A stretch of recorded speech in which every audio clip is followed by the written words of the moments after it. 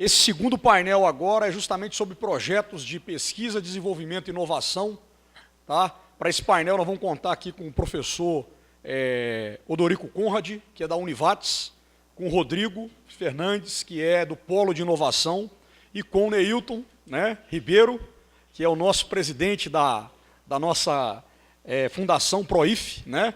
E para nós que somos servidores e técnico-administrativos aqui do IFE, é importante porque, né, nesse cenário que nós estamos vivendo hoje, né, de ataques, né, e de contingenciamento, né, as alternativas via projetos de desenvolvimento e de inovação, ela é uma alternativa real e importante, né, para a gente poder estar tocando o barco, né? É aquilo que a gente falou no início da abertura desse nosso encontro aqui, né? A gente não pode se acomodar, porque senão tudo vai ruir, né? Então, realizar um fórum como esse hoje é um sinal de resistência, né? Então, nós vamos ouvir, então, o professor Odorico Conrad, né? O professor Odorico Conrad, ele é lá da Universidade Vale do Taquari, lá no Rio Grande do Sul, tá?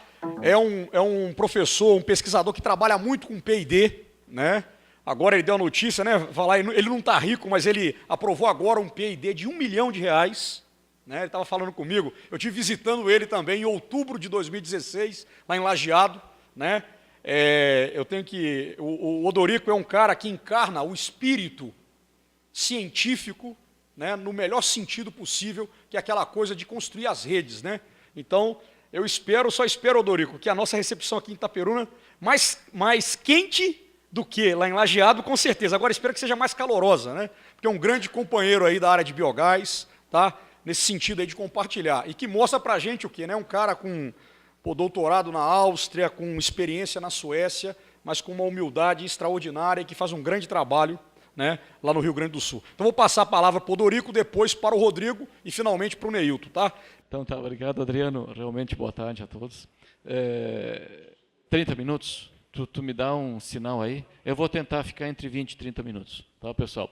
Eu sei que o trabalho está sendo realmente intenso e fico realmente feliz por ter tido essa oportunidade de vir aqui, expor um pouco o trabalho que a gente está fazendo em âmbito acadêmico, um pouco mais científico, né? Cada vez que eu encontro os colegas aqui, o Mário Coelho, o Christian, agora o colega da CHP, que sempre foi representado por outro colega, mas agora já temos um novo colega aí que está discutindo projetos com nós, a gente está aprendendo, né? Então, a cada palestra, cada encontro que eu participo, eu saio renovado e saio muito mais empolgado com o ambiente. Quando a gente vem para uma discussão sobre energias renováveis, eu abro um pouco isso também de forma um pouco mais aberta, né? Eu sustento o discurso do Mário que a gente não está fazendo nenhum combate à energia renovável como um todo. A gente está querendo, na verdade, criar uma discussão mais participativa. E, obviamente, a questão do biogás, ele é sim uma referência, ele é sim uma energia que vai nos dar uma garantia para que as outras renováveis que a gente tem, de certa forma, já em franco desenvolvimento e realmente sendo instaladas Brasil e mundo afora, possam realmente se consolidar para daqui a 10, 15, 20 anos. Né? Porque vocês têm que lembrar o seguinte, até falo sempre para um meio acadêmico, muitas vezes, eu preciso pensar em energia 24 horas por dia. Eu não posso pensar em energia durante o momento que tem um pouco de vento, eu não posso pensar em energia no momento que tem sol. Claro que Itaperuna é uma situação espetacular também, né? Mas eu preciso pensar em energia 24 horas por dia. E o Mário, eu acredito que ele deixou isso bem claro, que nós temos cenários muito diferentes no Brasil afora, por valores aplicados ao quilowatt-hora, né? Então, o preço da energia também ele começa a ser uma discussão que, em algum momento, vai nos balizar para qual o caminho, ou qual é o caminho que a gente realmente vai seguir. Mas eu também, respeitando o Adriano, né, Adriano, então, eu vou tentar realmente ser breve, 20, 30 minutos. Eu sei que nós temos muita gente ainda para comentar coisas aqui interessantes sobre o tema da jornada. É a segunda, eu tenho certeza que vai ter terceira, quarta, quinta, sexta, e por isso também eu limitei minhas imagens. Até estava falando com o colega da CHP, eu disse, deixa para a próxima jornada os novos investimentos desse valor que tu falasse, que a gente realmente foi agraciado. Mas, só lembrando, né, e aí eu só comento, e eu sempre trabalho com muitas imagens, isso aqui é a realidade principalmente, pelo que o Mário comentou, alemã, né, que trabalha com silagem de milho. Eu posso pegar a silagem de milho na mão, eu posso avaliar ela, posso analisar ela, coloco no reator, gero minha energia, produzo minha energia elétrica, meu calor, meu biometano, se eu quiser. Né? Eu tenho essa energia estocada inicialmente, isso a gente tem que lembrar, energia estocada, ela está lá à disposição no momento que eu precisar, ela eu coloco no reator e produzo minha energia necessariamente. Bonito, né? Mas ainda, infelizmente, não é a nossa realidade. Ela vai vir, provavelmente, de acordo com o preço da energia, ela vai vir, sim, em algum momento, em lugares bem específicos, de forma bem expressiva. O que nós pesquisamos no momento, eu diria assim, por enquanto, a princípio, de forma mais intensa, é isso aqui. Né? É um pouco diferente. É dejetos, é substratos. Né? É muita coisa que, muitas vezes, não tem um odor tão bonito. Para não dizer o meu nome, Odorico. Né? O pessoal diz, teu nome parece que já está alinhado à tua pesquisa. Né? Odorico. Né? Odorico tem odores estranhos. O laboratório é o mais mal quisto e visto em toda a instituição que a gente está falando. Então, eu já fui removido 3 vezes de prédio. Agora me deixaram bem próximo do rio, acho que daqui a pouco eles vão me colocar lá numa balsa e vão... Mas... é isso, pessoal, eu tenho que ser sincero com vocês. O ambiente acadêmico que trabalha com dejetos bovinos, aves, suínos e outros, ele, de certa forma, ele não tem uma fama tão interessante. Mas ele, sim, é uma resposta interessante para o ambiente científico, porque está trazendo resultados espetaculares. Mas essa é uma característica, né? Se alguém quiser fazer um estágio conosco, está bem visto para trabalhar, começa por essa fase aqui. Né? Se essa fase não foi boa, vem para essa. Né? Sempre com todo o cuidado por não cair dentro do ambiente, aqui é dejetos bovinos, né? Então ele, na verdade, está pescando uma quantidade de resíduo que, em algum momento, sai desse ambiente, que a gente talvez não vou dizer que é um ambiente ruim, mas é um ambiente que ele é gerado. E vem para o ambiente que nós trabalhamos de forma mais intensa, que é o nosso laboratório. E o laboratório, de certa forma, já mudou, né? Dos últimos meses também para cá, por virtude da questão do investimento novo que a gente está fazendo. Então, o laboratório em si, ele pega os substratos lá nos ambientes de geração, de diferentes origens, né, e começa a avaliar. E ele começa a avaliar separando ele, criando ambientes específicos de avaliação.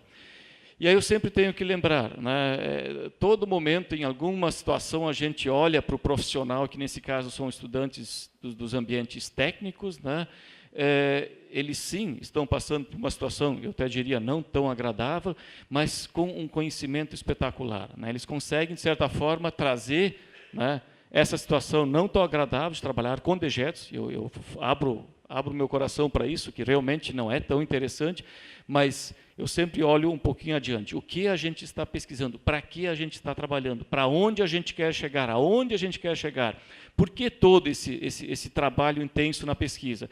Para avaliar os diferentes substratos. Os diferentes. O que vocês podem imaginar de substratos que são gerados dentro de ambientes industriais, agrícolas e assim por diante, podem ser analisados nesse laboratório. E aí eu volto para uma coisa que foi comentada inicialmente. Né? Essa imagem eu sempre olho para ela e relembro que um colega um dia me falou, como nós estamos falando do ambiente de biogás, ele deixou bem claro, um biodigestor, na verdade, é que nem uma criança. Eu preciso ter um certo cuidado com ele. Né? Então, alguém poderia dizer, mas tu está me dizendo que um biodigestor é uma criança, e criança dá muito trabalho, tu está fazendo uma antipropaganda, né? Tu está falando algo que não é tão bom assim. O melhor é trabalhar com as outras renováveis. Né? Eu instalo, esqueço e vou embora. Só que existe uma emoção por trás disso. Existe o potencial, que foi comentado já nas palestras anteriores, mas os grandes desafios de trabalhar com esse material e as novas situações que estão por vir, que eu sempre comento, olhando para essa questão do cuidado com o reator, cuidado do micro-organismo que está aqui dentro, trabalhando com o que vocês viram há pouco tempo na outra imagem, que estava num ambiente totalmente diferente, né? É talvez para nós a grande energia, a grande motivação para continuarmos trabalhando. Porque é dali que a gente sabe que em curtíssimo período de tempo, eu estou falando agora nos próximos 3, 4, 5, 6 anos, nós teremos respostas brasileiras, eu não vou dizer parecidas ou similares àquelas que a gente comentou aqui anteriormente, que o colega colocou da Alemanha, né? 9.000 biodigestores instalados, eles vão vir também, eu tenho quase que certeza que esses 9.000 biodigestores estarão aqui no Brasil. Seria até uma heresia dizer que nós vamos produzir energia no formato tradicional, fazendo barramentos em hidrelétricas para produzir energia elétrica, quando nós temos toda a potencialidade posta aqui, né? Temos quem já fez, já sabemos o que eles erraram, já sabemos o que eles acertaram, então vamos aproveitar todo esse conhecimento e trazer essa realidade para a nossa situação. E não esquecer, né? A grande emoção é trabalhar com micro-organismos vivos. Né? A grande emoção é trabalhar com micro-organismos vivos. O que eu tenho que lembrar, óbvio, em algum momento, quando eu extraio a energia da minha biomassa, do meu substrato, eu deixo, né? E talvez foi colocado já na terceira ou quarta vez agora, eu deixo uma resposta que é o meu biofertilizante. O biofertilizante, ele traz de volta a possibilidade da atividade agrícola continuar. Ele traz novamente características saudáveis de uma produção para eu dar continuidade. Produção de alimentos? Está aí. Se alguém me falar que estamos concorrendo com produção de alimentos, acredito que não. Eu crio características novas para dar continuidade à atividade agrícola. Ou até criar características positivas de atividade agrícola, até onde não tenha.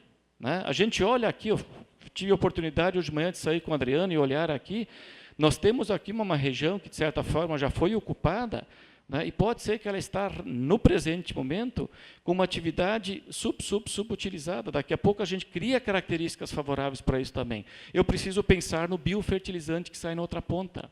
Eu preciso criar e visualizar isso de forma muito mais positiva.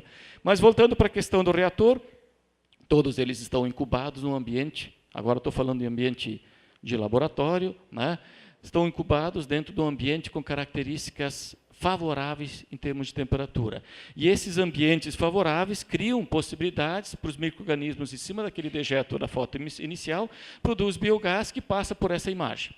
E essa imagem aqui nada mais é do que o nosso equipamento, que eu diria assim, foi o divisor de água.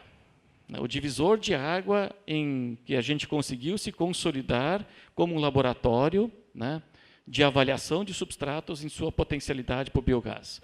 Aqui nós estamos vendo um equipamento, inicialmente talvez pode ser simples, né, mas ele nos traz uma performance de produção de biogás em escala laboratorial. Porque para eu ter esse volume de gás calculado em escala laboratorial, eu tenho muita dificuldade com equipamentos. Eu até poderia importar alguns equipamentos, só que às vezes o custo não acompanha. Né? Eventualmente sim, mas como a gente já visualizou isso externamente e a gente também é rápido, e aqui eu vou abrir o jogo, né? A gente é rápido para olhar, fotografar e trazer para cá. Né? A gente copia. Né? A gente faz isso de forma... eu não vou me chamar de um pirata de tecnologia, mas socializar um pouco as informações, principalmente na questão da pesquisa, e aqui a gente está falando desse momento. Isso aqui, na verdade, eu trouxe uma imitação de um projeto desenvolvido na Suécia, num laboratório, onde eu trouxe 2 vidrinhos desses. E desses 2 vidrinhos nós temos hoje 120 instalados, só que nós já melhoramos a tecnologia, inclusive, de leitura. Aqui nós estamos fazendo leituras já no formato automatizado. O inicial que eu trouxe era totalmente manual. Aí vem a questão de pegar uma tecnologia no âmbito internacional e se sentir valorizado. Nós mandamos a tecnologia de volta, tanto para a Alemanha como para a Suécia. Eles estão agora adotando a nossa tecnologia para fazer avaliações em escala laboratorial na produção de biogás. E viramos grandes parceiros. Né? Então, eu não me vejo como uma pessoa que furtou uma tecnologia, eu me vejo mais como uma pessoa que, de certa forma, socializou e está continuando a socializar a tecnologia e provavelmente isso vai estar, se Deus quiser, num curtíssimo tempo aqui também no FSU. Isso aqui tudo vai ser armazenado, automação. A VIT sabe muito bem como é que funciona a automação, né? Mas o que nos interessa também são os resultados. Pessoal, eu preciso saber como é que é a produção de biogás. Né? A gente muitas vezes analisa, mas biogás, a gente faz jornadas, conferências, congressos, seminários sobre biogás, e muitas vezes o público olha, mas o que é esse biogás? Né? Então, eu preciso entender produções de biogás. E uma coisa foi comentada aqui, eu preciso saber quanto tem. É uma das, que a gente abre muitas vezes a palavra moeda, é uma das situações de valores dentro do projeto. Eu preciso saber quanto tem de metano. Né? Quanto tem de metano? Se o Adriano pega o biogás que ele produz no laboratório dele lá, e coloca um isqueiro na frente, ele vai queimar. Mas por que ele queima? Porque tem CH4 lá dentro, porque tem metano lá dentro. Se não tiver metano, se tiver só CO2, né, infelizmente ele não vai queimar. Se alguém quiser vender só o CO2, pode vender. CO2 é muito necessário na produção de refrigerante. Nós podemos estar tomando Coca-Cola, né, com CO2 daquela imagem inicial que eu mostrei. Né? Talvez aquela que o colega pescou da outra. Né? A molécula é a mesma, CO2, né, ou CH4, depende para que eu quero. Então, são essas coisas que muitas vezes a gente precisa estar, cientificamente falando, informado na performance da produção. Eu não vou entrar muito em detalhes técnicos, científicos aqui, né, que eu queria só fazer uma demonstração rápida do laboratório. As informações vão aparecendo e vão vindo e vão nos municiando até para a tomada de decisão. O que eu diria? Tomada de decisão, muitas vezes, em uma diversidade de informação gerada com diferentes substratos. Aí vem, talvez, uma nova característica favorável, que eu comento sempre muito com os colegas lá do laboratório, é visualizar, em situações atuais que a gente se encontra, a diversidade de substratos. Se alguém me falar com o que eu posso fazer biogás, né? Olha, eu olho para o meu lado assim, eu digo, não consigo enxergar nada, por enquanto que não possa fazer. Né? Inclusive, estou olhando para ti. Aí ele se assusta. Ele diz, mas tu está querendo dizer que tu vai me botar no biodigestor? Sim. Né? Já que tu comeu todo o milho, toda a soja, que era para ter ido no biodigestor, agora quem vai para o biodigestor vai ser tu. E vai produzir biogás. Né? Então, são situações de diversidade, de possibilidade de produção, que nós temos, eu diria assim, Brasil, especificamente falando, características e potenciais quase inigualáveis no planeta. Né? Isso não é uma coisa que os entusiastas do biogás estão falando. Isso é uma realidade. Né? Se falou na questão do agronegócio no Brasil, o agronegócio está indo centro-oeste, sul, norte.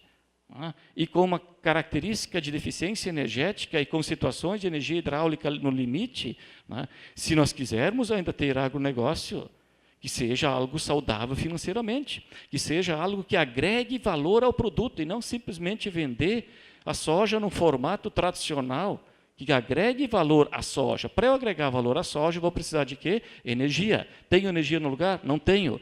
Eu tenho uma diversidade de biomassas presentes sem precedente. Então, não posso me limitar a, eu queria fazer isso com isso. Eu tenho, casualmente, se tem uma situação pontual, mas a diversidade talvez é a nossa grande vantagem sobre situações até comparadas com a Europa. No âmbito piloto, a gente tem um reatorzinho de 2 metros cúbicos, 2.000 litros, né? A gente enche ele com aquelas coisas bonitas lá do início e vamos trabalhando com ele. Ele produz biogás, nós temos 2 lá atrás de 8 metros cúbicos, casualmente a imagem está um pouco esquisita, parece que os de 8 são menores que o de 2, né? Tem mais 2 reatores de 8 metros cúbicos produzindo biogás que vão vir na terceira jornada, né, de biogás no ano que vem, que está aqui embaixo. Né? Ontem eu recebi uma imagem dos alunos apavorados, estamos com 250, 200 metros cúbicos com um balão inflado até a última. Eu disse, mas o que vocês estão fazendo? Nada. Ele disse, mas toca fogo nesse negócio, né? Tem que queimar esse negócio. Por quê? Nós precisamos do biogás para dar continuidade para os projetos que a gente está fazendo avaliações um pouco mais detalhadas, saindo do âmbito laboratorial. A gente precisa se aproximar, a gente sempre fala, a pesquisa de base tem um momento que é laboratório, mas ela precisa se aproximar do real, ela precisa entender o mercado, ela precisa sair, eu sempre comento, das 4 paredes da universidade. Se nós ficarmos só pesquisando lá, por que o microorganismo correu para a esquerda e depois ele voltou para a direita, né? E aí eu posso escrever 7, 8, 10 artigos a respeito, porque primeiro ele tinha 3 pernas, depois ele tinha 4. Isso não... Meu estilo de pesquisar não é. Eu prefiro pensar o que a sociedade precisa, o que a comunidade precisa e o que esse Brasil precisa, né? Porque desafios a gente tem. Então, nas próximas imagens, vocês vão ver, né, a fase 2 do projeto. Próximas imagens, eu digo, na terceira jornada. Né, na terceira jornada. Vai vir talvez uma colega nossa lá, né, então não tem estresse. Aqui são equipamentos de leitura e aqui são alguns parceiros. Né, parceiros nacionais e internacionais com os quais a gente tem lidado de forma um pouco mais próxima. Né, aqui eu já poderia colocar agora aqui A VIT, eu já nem considero mais a VIT parceira internacional, ela chancelou o evento aqui como um evento internacional, mas está no Brasil. Se está no Brasil, é parceiro brasileiro também. Mas aqui a gente tem um grupo considerável de pessoas com as quais a gente trabalha e tem nos dado, sim, né, suporte muitas vezes para dúvidas que aparecem. Não pensem que é fácil, porque o ambiente do biogás ele precisa sim sustentação técnica científica e parece que a gente tem que comprovar 10 vezes mais do que os outros. Isso é a realidade, isso é um sentimento que eu tenho. A gente precisa provar 10 vezes mais e melhor as situações voltadas para a área do biogás do que outras tecnologias, né? Bom, se esse é o desafio, a gente vai provar. 10 vezes mais, a gente vai provar que é possível.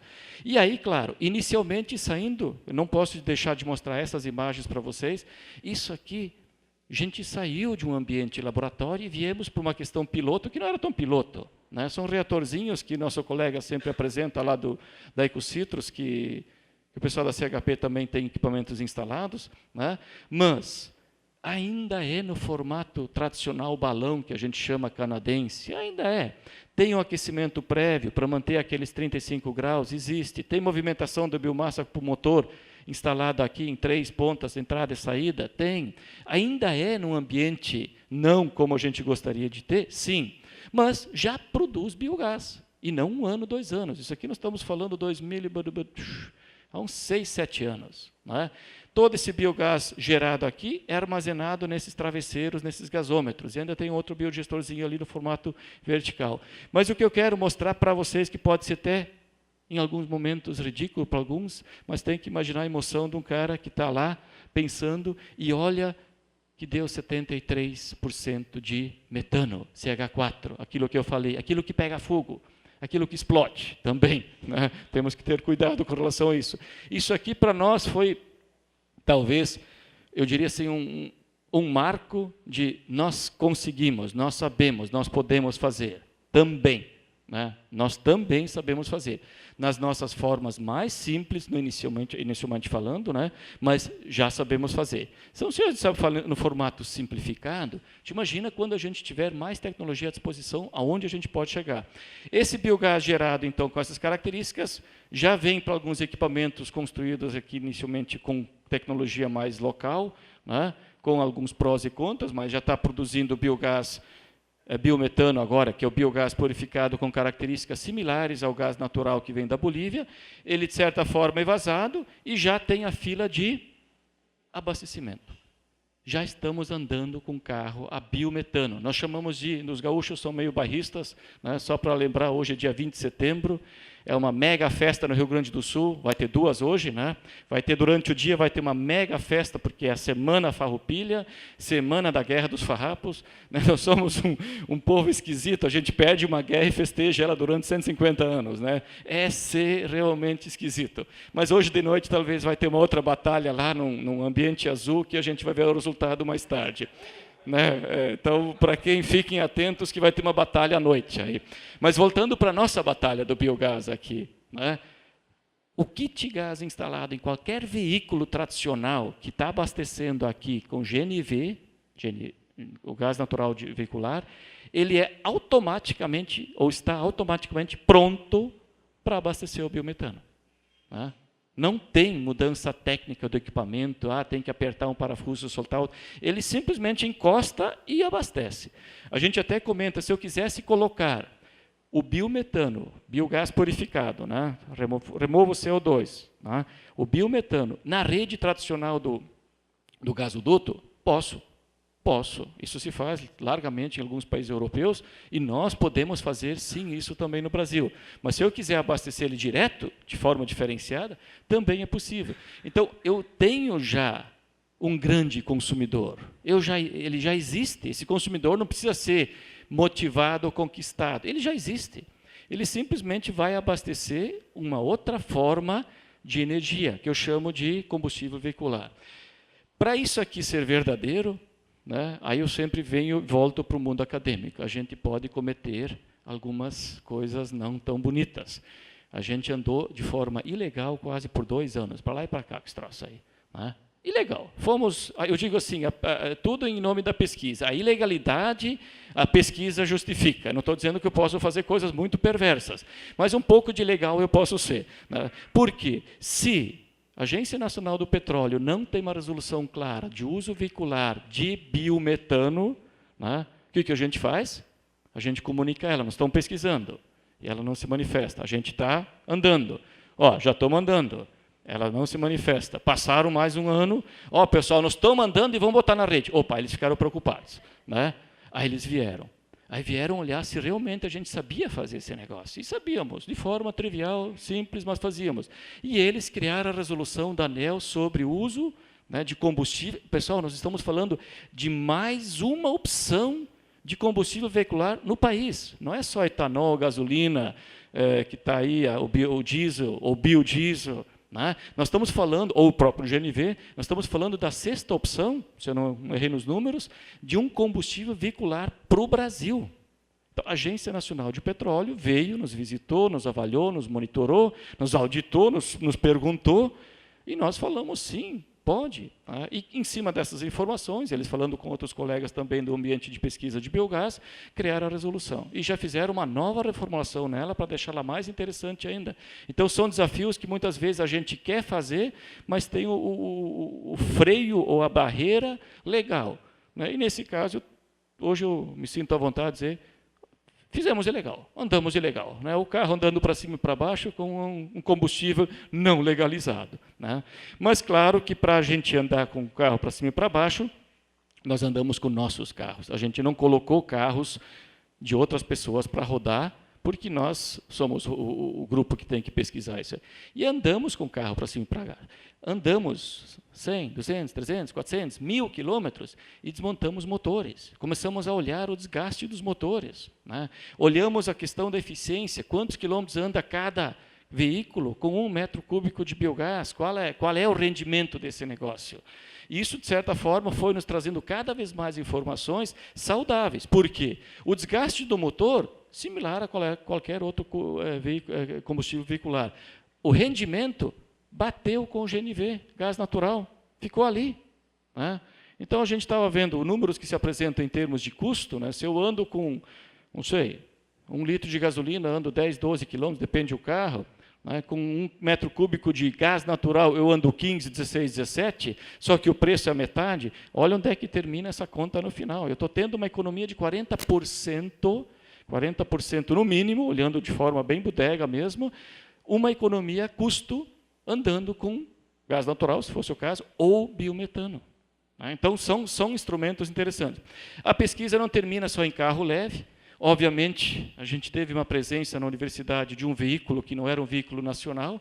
Isso aqui a gente está falando de um ônibus sueco, da Scania, que por motivos aí, talvez, com certeza, não talvez, de propaganda, de difundir a Scania como um veículo de transporte público coletivo movido a gás natural na Europa, principalmente na Suécia, ele está tentando entrar no mercado, tanto brasileiro como no restante da América Latina.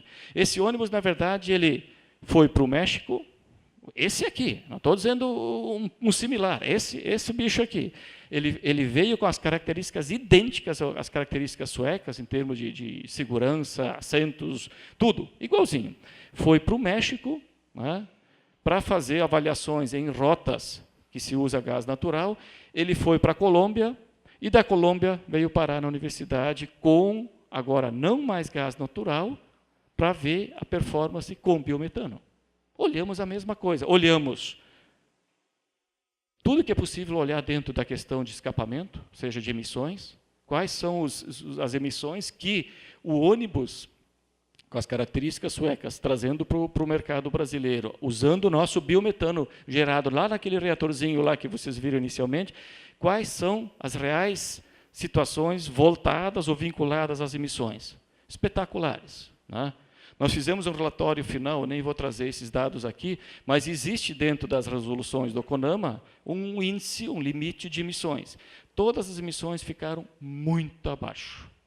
Muito abaixo. E outra performance, ele, na verdade, só mais uma imagem, ele rendeu eficiência, ele andou a mesma quilometragem que se tivesse sido abastecido com gás natural.